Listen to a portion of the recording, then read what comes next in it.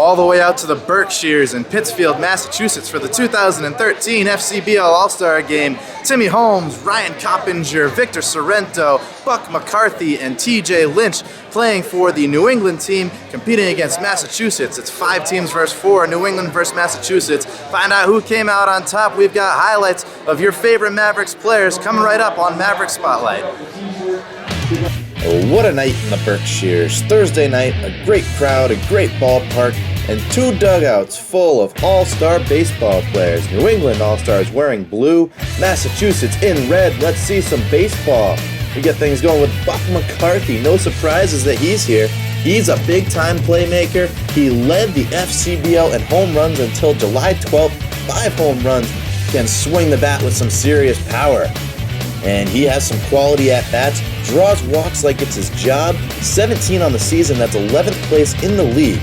We know what Buck's all about, power hitting, and he knew it right when he hit it. Look at it go, it is just foul. Had the distance he wanted, but just to the left of that pesky pole, and promptly strikes out, so goes from really good to slightly bad for Buck McCarthy, but it's still a good showing for the Scouts. A few words with him and the big guy in the postgame. Yeah, that kid threw me an inside fastball. There was 2 runners on base. I hit it pretty good, but it was foul, and ended up striking out, so it didn't really matter. It was awesome, just like meeting people from other teams, and you play against them so much, you already know them a little, but just get to know them a little better. It's great.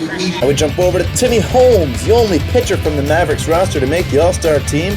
Been practically untouchable in the month of July. You see why here.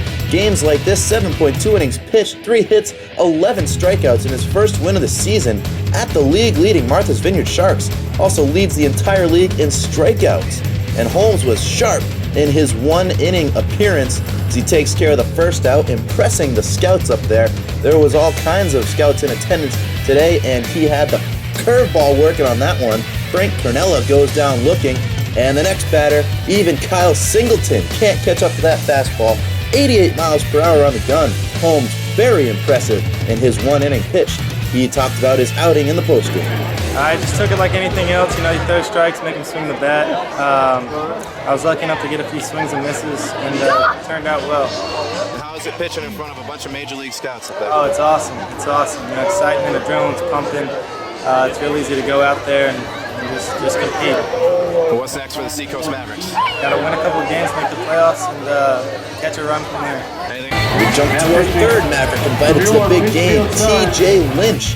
Been on an absolute tear as of late. He's batting .409 with 10 RBI and 8 runs in the 9 games leading up to the All-Star game. Lynch, one of the hottest bats in the league with 9 doubles in the season. And he went 0 for 2 on the day, but nearly reached first on an infield hit here. Very well played by Team Massachusetts. Plunkett barehands it and steps on first just in time. Here's what Lynch had to say about his All-Star experience. Back, I mean, we were all just having fun, joking around. It was great. It was a great atmosphere, especially here at the ballpark. I mean, they packed the house tonight, so yeah, we had fun. So. And how about playing in front of a bunch of Major League scouts? How's that going to feel? A little nerve-wracking in the beginning, then you kind of just relax and stuff like that, so it was great. And there's some antics here. The whacking intern. Probably got to get this one at Leary Field. Should be some good fun. But moving on to our All-Stars. Ryan Coppinger out in center field. He was the last addition to the 2013 All-Star roster by way of the online popular vote. It probably had something to do with his 4 home run, 11 RBI game. Here he is trying to make something out of his first at-bat, and that is highway robbery by Cronella, showing off the heavy talent we're working with here in the All-Star game.